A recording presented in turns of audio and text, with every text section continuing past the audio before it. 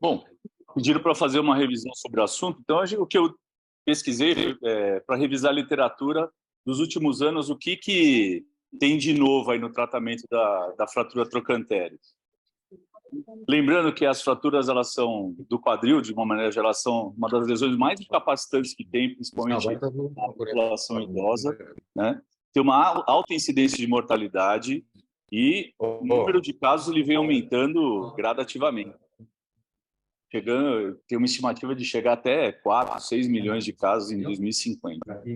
E desses casos aqui, a gente está falando de fratura do quadril, de uma maneira geral, mas metade, mais ou menos, é de fratura trochantere. Então, uma incidência extremamente grande dessas lesões. E aí, basicamente, quando eu estava lendo os artigos, o que eu pensei? Falei, o que a gente tem que ver de novo, o que tem de mudança e tudo mais. Uma das coisas é para a gente ver o cuidado com o paciente, o tempo entre o trauma e a cirurgia, o tipo de fixação, que talvez seja a coisa que mais a gente gosta, né? Falar sobre os resultados funcionais e as taxas de mortalidade para essa lesão. Aí eu peguei artigos só de 2020 para cá, né? São artigos bem recentes, né? Para ver o que tem sido publicado de novo. E a primeira coisa que é super importante é que o atendimento multidisciplinar ele ajuda significativamente a redução tanto de permanência, de atraso cirúrgico, eu diria, tentar otimizar melhor esse paciente para ele operar o mais rápido possível. As readmissões de até 30 dias também melhoram bastante. A mortalidade hospitalar de 30 dias e de 30 dias. Tudo isso são grandes ganhos para quem tem, como a gente, uma equipe multidisciplinar de geriatria para atender os nossos pacientes.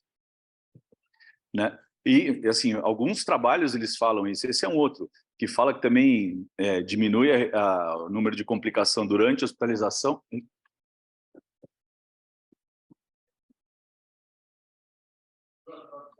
E tempo de internação hospitalar.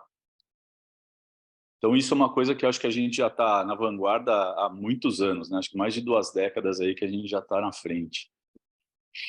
O tempo da cirurgia. Existem grandes discussões, vale a pena operar o mais rápido possível, é bom esperar, o que a gente faz com aquele paciente, né?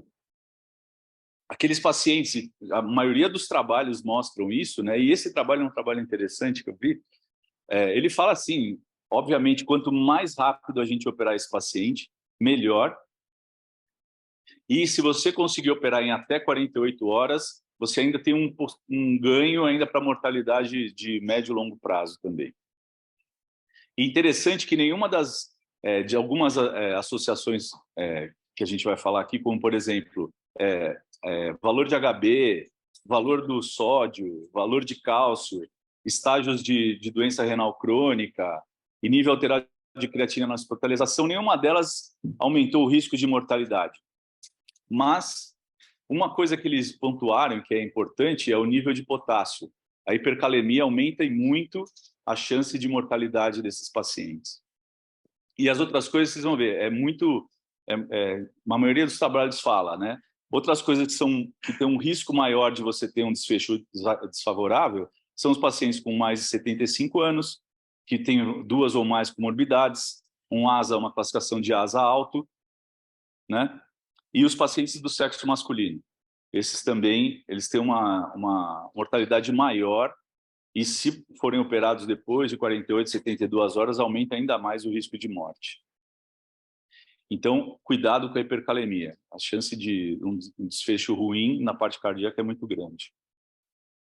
Então, o que a gente tem que tentar fazer é tentar controlar o mais rápido possível e operar também o mais rápido possível. Por isso que é bom a gente ter uma equipe multi, ainda mais com clínico, para ajudar a gente a manejar esses pacientes. Tá? E aí, quando a gente vai falar do tratamento cirúrgico, a gente tem 5 fatores aí que a gente vê, né? A qualidade do osso, o tipo de fratura que o paciente tem, como a gente reduz a fratura, que implante você vai usar e a posição do implante no osso. Tem 2 desses fatores que a gente não tem controle. São os 2 primeiros, que é a qualidade do osso e o tipo de fratura. Os outros 3 dependem basicamente da gente e a gente tem que prestar bastante atenção e fazer isso adequadamente. E dentre esses 3, que são os nossos fatores que a gente precisa tomar cuidado, disparado a redução atingida é a mais importante. Tá? Então, assim, Todos os trabalhos mostram isso há vários e vários anos. Quanto melhor a nossa redução, menor chance de você ter um desfecho desfavorável. E o que a gente tem que ver na qualidade de redução, que é importante quando a gente está reduzindo? Tem algumas coisas que a gente tem que observar. Primeiro, a linha do Calcar, se ela está bem reduzida. Segundo, o ângulo cérvico-diafisário. E terceiro, o índice de Garden, né? O ângulo cérvico-diafisário por volta de 135, o índice de Garden por volta de 160 graus. O topo do trocânter maior ele tem que estar alinhado ao centro de rotação da cabeça do fêmur. E no perfil a gente tem que ter um ângulo de 180 graus entre a diáfise e o colo do fêmur. Isso que são as coisas importantes. E implantes, o que nós vamos usar? Acho que isso não mais, né? Basicamente, o que a gente tem? Né? A gente tem o DHS com placa de apoio trocantérico e as hastes, de uma maneira geral.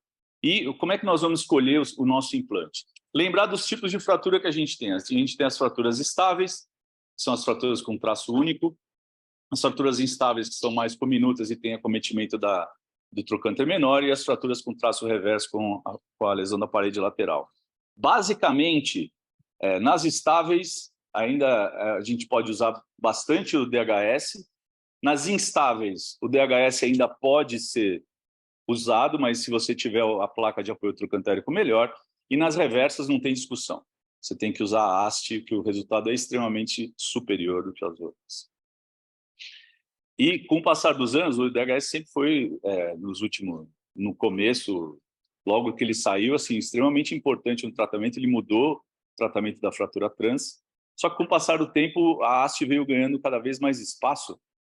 Apesar de no começo, nos anos 90, começo dos anos 2000, ainda não tinha muita diferença entre resultado e custo. Mas nas fraturas com traço reverso, sem dúvida, a haste veio para ficar e não tem como a gente não utilizar a haste. É muito melhor do que você fazer um DCS, por exemplo. O resultado é extremamente superior. Tá? E alguns trabalhos eu fui ver. Né? Existem trabalhos específicos sobre fraturas estáveis. Começou a sair agora, você vê, esses dois trabalhos são do ano passado já. E eles compararam, basicamente, o uso de uma haste cefalomedular com o DHS nas fraturas estáveis. Né? E isso aí acho que vai começar a aparecer. Não existe um grande número de trabalhos. Normalmente eles pegam a trans de uma maneira geral, não, por exemplo, estratificado como aqui, numa fratura estável. Mas esse primeiro trabalho mostrou que tem mais falha de implante no DHS em comparado com o PFN, dentro de um ano após a cirurgia. E esse outro trabalho, que é um trabalho norueguês, ele viu menor mortalidade com o uso da haste em relação ao DHS, nas fraturas estáveis. Quando a gente fala de fratura instável, a gente já tem visto, com os desenhos novos de haste, a gente tem já um melhor resultado, né? Vários trabalhos estão pipocando aí, mostrando que realmente ele é um pouquinho melhor, inclusive no resultado funcional da haste em relação ao DHS. E esse trabalho comparou o DHS com a placa trocantérica nas instáveis e parece que a paciente tem um retorno mais rápido ao nível de atividade pré-fratura.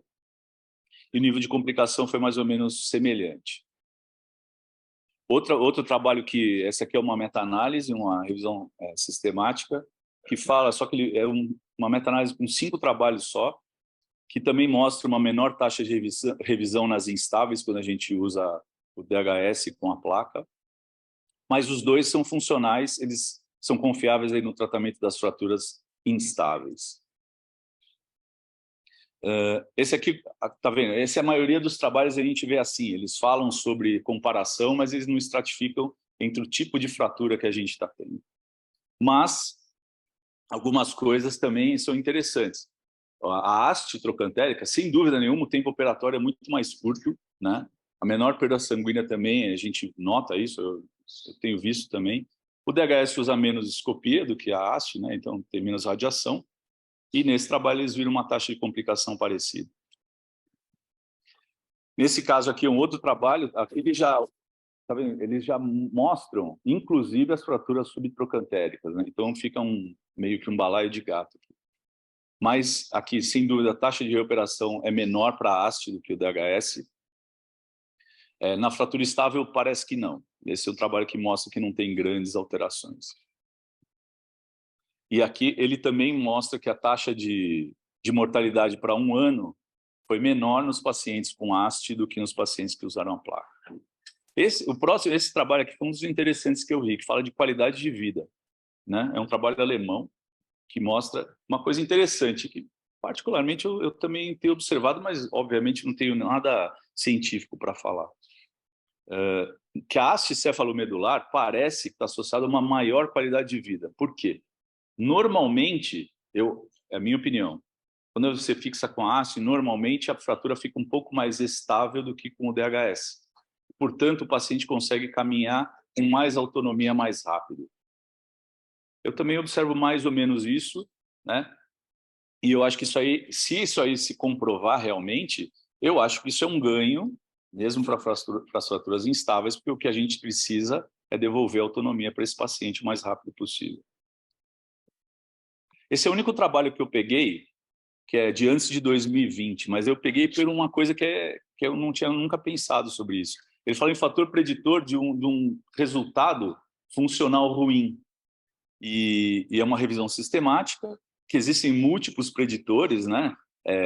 Aqueles ele fala também, múltipla comorbidade, asa, sarcopenia, paciente masculino, né? Também são fatores de mau prognóstico.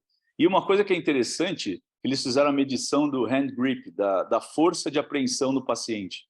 Aqueles pacientes que têm uma força de apreensão na mão baixo, eles evoluem com um resultado funcional ruim. Isso, obviamente, que ele faz sentido, porque o paciente não consegue, às vezes, se sustentar de pé, e aí ele vai ficando cada vez mais em repouso, sentado ou acamado, e isso piora o resultado. Mas eu achei bastante interessante esse artigo que eu vi.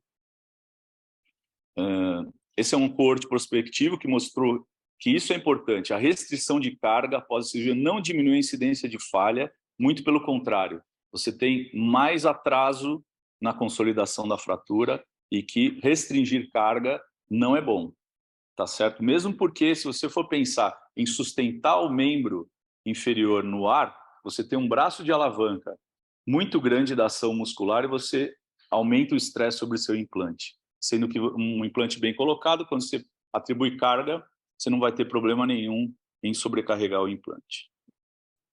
E a mortalidade? Esse aqui é um outro trabalho aqui do ano passado, que eles viram a mortalidade de 30 dias, comparando também haste com placa. E a taxa de mortalidade parece, também nesse trabalho também mostrou que parece que a haste é um pouco melhor do que o DHS. Esse também, né, que é um outro trabalho que saiu agora em março desse ano, que também faz a mesma coisa, que foi pelos registro dinamarquês de fratura. Eles mostraram a taxa de mortalidade igual tanto para haste quanto para DHS. O que eu acho? Vamos lá. A gente do grupo de trauma, eu vejo a gente operar bastante esse tipo de fratura. Primeira coisa, a equipe multifuncional é fundamental para você ter bom resultado. Isso aí é inegável e dificilmente isso aí vai cair por terra. Operar o mais rápido possível, sem dúvida, é benéfico para a recuperação. Obviamente que a gente tem que, às vezes, atrasar um pouquinho por alguma patologia muito grave que o paciente tenha, né? Mas com a ajuda do pessoal da geriatria, da fisioterapia, né, a gente consegue tentar o mais rápido possível, a gente tem que agilizar e operar esses pacientes. O DHS ainda é um bom método, né? Uma coisa que eu não falei, ele ganha disparado no custo, né? Ele sempre, isso sim, é o que o DHS ganha disparada no custo. Mas ele é extremamente eficiente para as fraturas estáveis, e para as fraturas instáveis é bom que seja um DHS que tenha a placa trocantérica. Se a parede lateral for muito fina e você tiver uma fratura da parede lateral à hora de colocar um DHS, você pode ter problema se você não tiver a placa trocantérica de apoio. A haste, sem dúvida, serve para todo tipo de fratura. Né? Em termos de facilidade, né, é uma técnica que é muito boa para qualquer tipo de fratura. Carga é imediata mesmo. Operou, dia seguinte tem que pôr de pé, quanto mais rápido possível, melhor. E quais são os grandes fatores de risco de mau prognóstico? Sexo masculino, idade avançada maior de 75 anos hipercalemia, múltiplas comorbidades, asa alto, todos esses aí são fatores que contribuem para a mortalidade do paciente maior. Tá bom? Obrigado.